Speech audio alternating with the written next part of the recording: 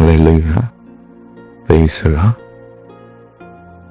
கிறிஸ்துவுக்குள் அன்பாய் நேசிக்கப்பட்ட சகோதர சகோதரிகளே,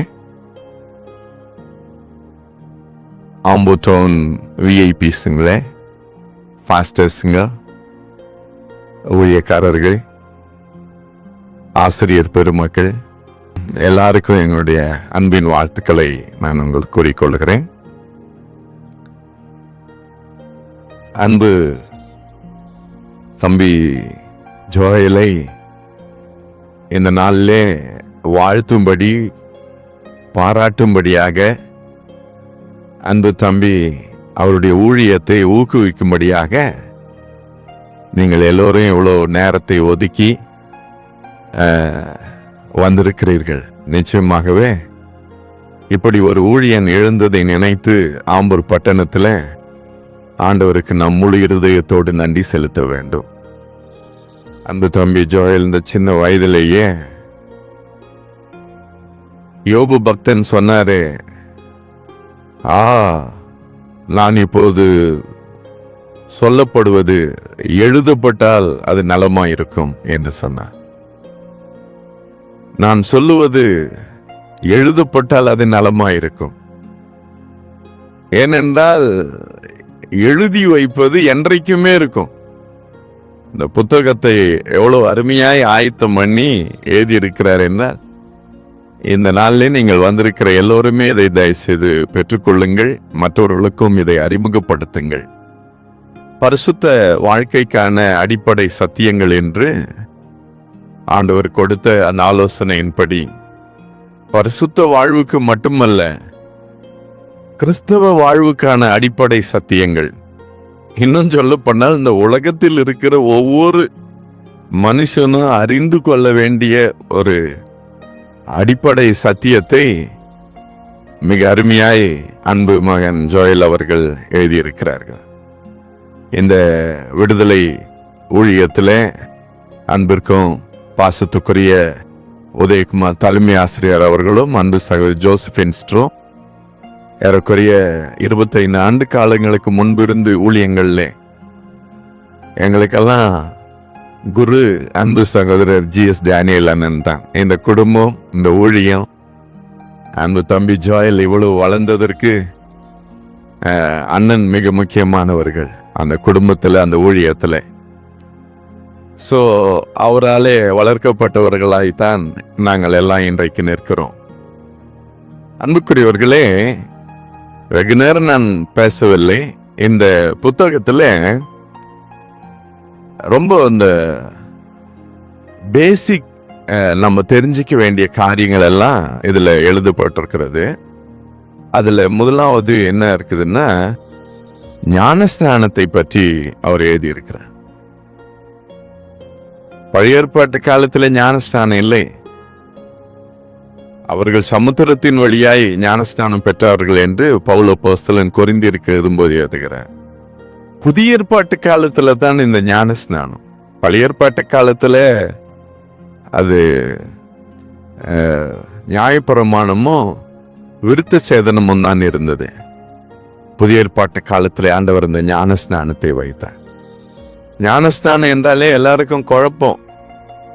ஞானஸ்நானம் எடுக்கலாமா எடுக்கக்கூடாதா, கள்ள ஞானஸ்நானம் எடுத்தானா, அப்படியா எடுத்தாலும் தெளிப்பு ஞானஸ்நானம் எடுக்கிறதா, முழுக்கு ஞானஸ்நானம் எடுக்கிறதா, குழந்தை ஞானஸ்நானமா இல்லை பெரியவங்க ஞானஸ்நானமா, எந்த நாமத்தினால, கர்த்தராய் இருக்கிற இயேசுவின் நாமத்தினால ஞானஸ்நானமா அல்லது பிதா குமாரன் பரிசுத்த ஆவிய ஞானஸ்நானமா? இப்படி கிறிஸ்தவ உலகிலே ஏகப்பட்ட குளறுபடிகள், ஏகப்பட்ட சந்தேகங்கள், இன்னும் கூட தெளிவான ஒரு அறிவு இல்லாத மக்களாய்த்தான் வாழ்ந்து கொண்டிருக்கிறோம். மிக அருமையாய் இந்த புத்தகத்தில் எழுதியிருக்கிற, பொதுவா புக்கு எழுதுறாங்க எல்லாரும் டாக்டரினை டச் பண்ண மாட்டாங்க. ட்ரினிட்டியை பற்றியோ, பேப்டிஸ்ட பற்றியோ, அல்லது ஹோலி ஸ்பிரிட்டை பற்றியோ ஸோ டாக்டரினை டச் பண்ண மாட்டாங்க.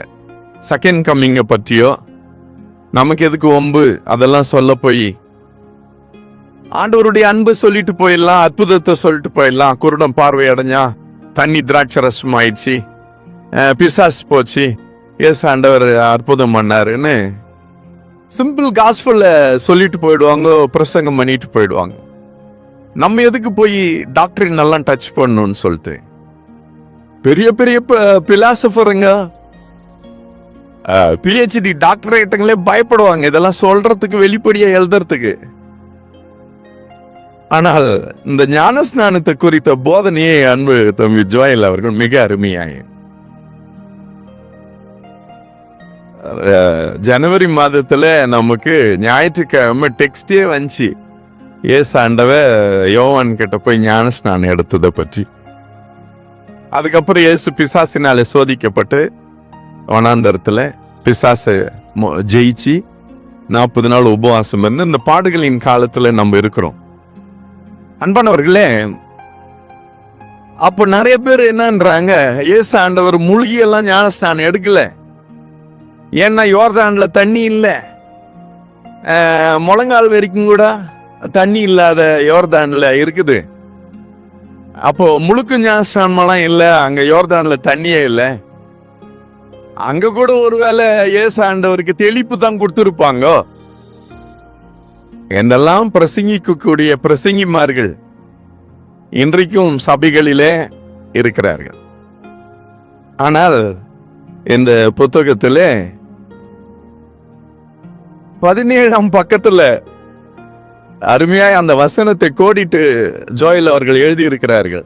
யோவான் 3:23 சாலிம் ஊருக்கு சமீபமான ஐனோன் என்னும் இடத்தில் தண்ணீர் மிகுதியாயிருந்தபடியினாலே யோவானும் அங்கே ஞானஸ்நானம் கொடுத்து வந்தார்.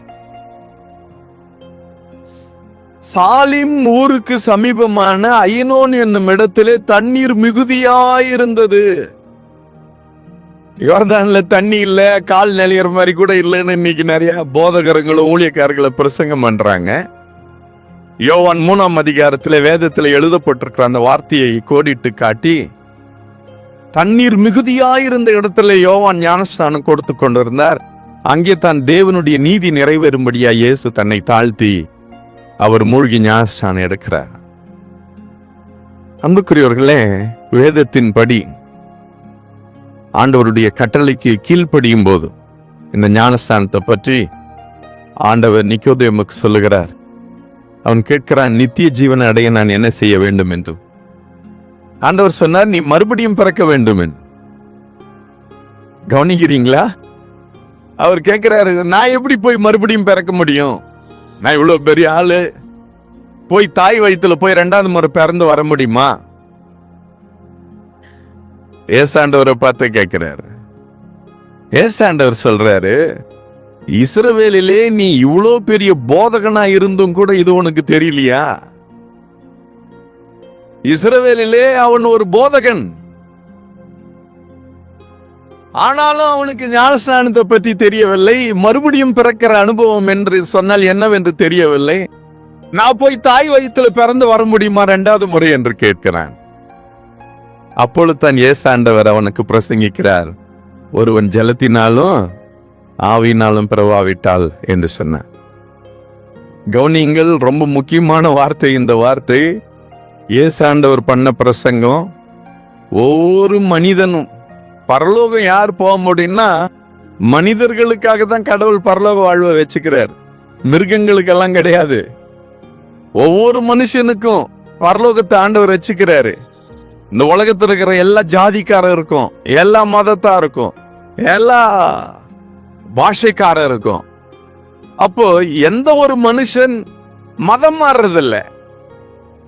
மனம் மாறி இயேசு கிறிஸ்துவை சொந்த ரட்சகராக கடவுளாக விசுவாசித்து ஞானஸ்நானம் எடுக்கிறானோ, ஜலத்தினால் ஆவினாலும் பிறக்கிறானோ, அவனுக்கு பரலோக ராஜ்யம், அவனுக்கு தன் நித்திய ஜீவன். பரிசேயர்களில் அநேகர் தங்களுக்கு கேடு உண்டாகும்படியா இந்த ஞானஸ்நானத்தை தள்ளினார்களாம். நிறைய பேர் ஞானஸ்நானம் எடுக்காம தங்களுக்கே கேடு உண்டாக்கினாங்களாம். அன்புக்குரியவர்களே, இந்த புத்தகத்திலே மிக அருமையாய் இந்த ஞானஸ்தானத்தை குறித்து, குழந்தை ஞானஸ்தானம் என்பதற்கு எந்த ஆதாரமும் இல்லை. அது கான்ஸ்டன்டைன் கால ராஜா காலத்துல இந்த தெளிப்பு ஞானஸ்தானம் வந்தது. ஒரு கொள்ளை நோயில இருந்து அவங்க காப்பாற்றப்படுவதற்காக பாதிரிமார்கள் அந்த பேரண்ட்ஸுங்களை ப்ளீஸ் பண்றதுக்காக குழந்தைங்களுக்கு கொடுத்த ஞானஸ்தானம். அந்த வரலாறெல்லாம் நன்றாக ஆராய்ந்து அந்த பேக்ரவுண்ட் எல்லாம் பாயிண்ட்ஸ் கொடுத்துருக்கிறாரு ஜோயல். ரொம்ப அருமையாயிருக்கு. அன்புக்குரியவர்களே, அப்போ ஒருவன் மனம் திரும்பி ஞானஸ்தானம் எடுக்க வேண்டும். ஞானஸ்தானம் எடுத்த உடனே கரை ஏறினார் இயேசுண்டவர். ஆவியானவர் புறாவை போல அவர் மேல் இறங்கி, கீழ்ப்படுகிறவர்களுக்கு பரிசுத்தாவி, தாகம் உள்ளவங்களுக்கு பரிசுத்தாவியானவர். அப்போ ஏசு ஆண்டவர் பாருங்க, 30 வயதுல ஞானஸ்நானம் எடுத்து கரையேறாரு, ஆவியானவர் அவர் மேல இறங்குற. ஸ்டெப் பை ஸ்டெப்பா இதுல தேவனுடைய நீதி நிறைவேறுகிறது. உடனே வானம் திறக்கப்படுது, மேகம் இறங்கி வருது, பிதாவானவர் பேசுற, இவரை நேசகுமாரன், இவரில் நான் பிரியமா இருக்கிறேன். ஏன் பிதாவுக்கு பிரியமானது இந்த ஞானஸ்நானம். பிதாவுக்கு பிரியமானது. இயேசு பிதாவுக்கு பிரியமானதை செய்தார். அவர் ஒன்றும் பாவி இல்லை ஞானஸ்நானம் எடுக்கிறதுக்கு. ஆனால் தேவனுடைய நீதி நிறைவேறும்படி அதை செய்கிறார். நமக்கெல்லாம் ஒரு முன்மாதிரியான ஒரு அடிச்சுவடை வைக்கும்படி இயேசு ஆண்டவர் அப்படி செய்கிறார். அன்புக்குரியவர்களே, ஞானஸ்நானம் எடுக்காமல் பரலோகம் போகவே முடியாது. யாரா இருந்தாலும் சரி, நம்முடைய நீதியினாலே அல்ல, அவருடைய கிருபையினாலே நம்ம ரட்சிக்கப்பட்டு நம்ம ஞானஸ்நானம் எடுக்கும்போது பரிசுத்த ஆவியின் வரத்தை நாம் பெறுகிறோம். நீங்க வீட்டுல போய் படிங்க. அப்போஸ்தலர் 19ஆம் அதிகாரம் 2ஆம் வசனத்துல பவுல் அப்போஸ்தலன் அங்க சபையாரை பார்த்து கேள்வி கேட்கிறார். என்னன்னா, நீங்கள் விசுவாசிகள் ஆன போது பரிசுத்த ஆவியின் வரத்தை பெற்றீர்களா? இதுக்கப்புறம் ரகசிய வருகை முடிவெல்லாம் இருக்கிறது. நீங்க புத்தகம் வாசித்து தெரிந்து கொள்ளுங்கள். இதை மட்டும் நான் சொல்லி முடிக்கிறேன். அப்போஸ்தலர் 19:2 நீங்கள் விசுவாசிகள் ஆன போது பரிசுத்த ஆவியின் வரத்தை பெற்றீர்களா என்று கேட்கிறார். ஒரு விசுவாசியை பார்த்து கேட்கிற கேள்வியா அது? பரிசுத்த ஆவியின் வரத்தை பெற்றீர்களா என்று கேட்கிறார். நம்மள என்னன்னுவோம், யாரை பார்த்து என்ன கேள்வி கேட்கிற இன்னும்? ஆனா விசுவாசியை பார்த்து தான் கேட்கிறாரு, பரிசுத்த ஆவியின் வரத்தை பற்றி. அவங்க சொல்றாங்க, நாங்க பரிசுத்த ஆவியை பத்தி கேள்வியே படல. உண்மையை ஒத்துக்கிறாங்க அவங்க, விசுவாசிங்க தான். ஆனா பரிசுத்த ஆவின்னா ஹோலி ஸ்பிரிட்னா என்னன்னு தெரியல. அப்போது அவர்கள் மேல் கைகளை வைத்து ஜெபிக்கிறார். அவர்கள் பரிசுத்த ஆவியின் வரத்தை பெறுகிறார்கள். அன்புக்குரியவர்களே, நம்ம விசுவாசி ஆயிட்டோம், ஊழியக்கார ஆயிட்டோம், ரட்சிக்கப்பட்டுட்டோம் என்று சொல்லி ரொம்ப கேர்லெஸ் ஆகிறோம். 10 பேர் அவருக்கு எதிர்கொண்டு போன கன்னிகைகள் 5 பேர் தான் உள்ளே பிரவேசிச்சாங்க, 5 பேர் பிரவேசிக்கல. அதனால நம்ம ரொம்ப ஜாக்கிரதையா இருந்து மனம் திரும்பி ஆண்டவருடைய வருகைக்கு ஆயத்தப்படுவதற்கு இந்த பரிசுத்த ஆவியானவருடைய அபிஷேகத்தை பெற்று அவராலே நடத்தப்பட வேண்டும். ஜெபம் பண்ண வேண்டும், ஊழியம் பண்ண வேண்டும், அவருடைய வருகைக்கு ஆயத்தமாக வேண்டும். இதுதான் அந்த புத்தகத்தினுடைய எல்லா டாபிக்கும். அதனால வாக்குவாதம் செய்யாதபடி பரிசுத்த ஆவியை நாம் பெற்றுக்கொள்ள வேண்டும். வாக்குவாதம் செய்யாதபடி ஜெபிக்க வேண்டும். இந்த 40 நாள் உபவாசத்தோடும் அழுகையோடும் புலம்பலோடும் நாம் ஜெபித்து கர்த்தரண்டைக்கு மனம் திரும்ப வேண்டும். ஞானஸ்நானம் எடுக்க வேண்டும். பரிசுத்த ஆவியினாலே முத்தரித்து ஜெப வாழ்வுக்கும் ஊழிய வாழ்வுக்கும் நம்மை அர்ப்பணித்துக் கொள்ள வேண்டும். ஆகவே அன்பு தம்பி ஜோயல் பிரசன்னகுமாரை நான் அதிகமாய் பாராட்டுகிறேன். தைரியமாய் இந்த புத்தகத்துல வெளிப்படையான அடிப்படையான சத்தியம் அல்ல, வெளிப்படையாய் எழுதியிருக்கிறார். யாருக்கும் அஞ்சா நெஞ்சம் படைச்சவர் இந்த ஜோயல். வயதில் சிறியவனா இருந்தாலும் தெளிவான ஞானஸ்தான உபதேசத்தை குறித்தும், பரிசுத்த ஆவியின் உபதேசத்தை குறித்தும், ஜெப வாழ்க்கையை குறித்தும் ரகசிய வருகையில எப்படி எடுத்துக்கொள்ளப்பட்டு இரண்டாம் வருகையில பிரவேசிக்கிறது என்பதை குறித்தும் ஆழமான சத்தியங்களை எழுதியிருக்கிறார். ஆகவே எல்லோருமே இந்த புத்தகத்தை வாங்கி பயனடையுங்கள். இந்த புத்தகம் உங்களை பரலோகம் கொண்டு போய் சேர்க்கும் என்பதிலே எந்த சந்தேகம் இல்லை. இதுதான் பேசிக் ரூல். சத்தமா சொல்லுங்க அல்லேலூயா. அதனால இந்த நூல் மிக மிக அநேகருக்கு ஆசீர்வாதமா இருக்கும், அநேகரை நித்திய வாழ்வுக்கு கொண்டு செல்லும். இதற்கு உறுதுணையாய் இரவும் பகலும் உதயா சார் இந்த அரேஞ்ச்மெண்ட், நோட்டீஸ் போடுறது, பேனர் போடுறது, ஒவ்வொருத்தர் பேருக்கும் இன்ஷியலுங்களும் குவாலிஃபிகேஷனுங்களும், உண்மையிலே அவர் பெரிய ஜீனியஸ். அவரு உதயா சாரு ரொம்ப அருமையா இத ஜோசபின் இதுக்காக ரொம்ப பாடுபட்டாங்க. கட்டாயமே கர்த்தர் அவங்க பிரயாசங்களை ஆசீர்வதிப்பார். அவருடைய ஊழியங்களை ஆண்டவர் ஆசீர்வதிப்பார். உங்களுடைய ஜெபங்கள், உங்களுடைய வாழ்த்துதல்கள், பெரியோர்கள், ஊழியக்காரர்கள் எல்லோருடைய ஆசீர்வாதங்களும் இந்த விடுதலை அற்புத ஊழியத்தில் இருக்கும். அருமை பெற்றோர்களோடு இருக்கும், அன்பு தம்பி ஜோயலோடு இருக்கும். நான் அவர்களை மனதார வாழ்த்துகிறேன். கர்த்தர் அவரை இன்னும் அநேகருக்கு ஆசீர்வாதமாய் எடுத்து பயன்படுத்தட்டும், பெரிய காரியங்களை செய்யட்டும், தேவநாமம் மகிமைப்படட்டும். கர்த்தருக்கு ஸ்தோத்திரம்.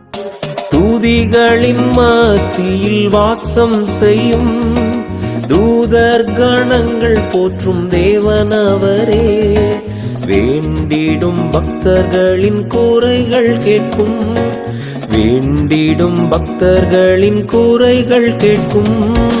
திக்கற்ற பிள்ளைகளின் தேவன் அவரே, திக்கற்ற பிள்ளைகளின் தேவன் அவரே, அவர் எந்தன் சங்கீதமானவர்.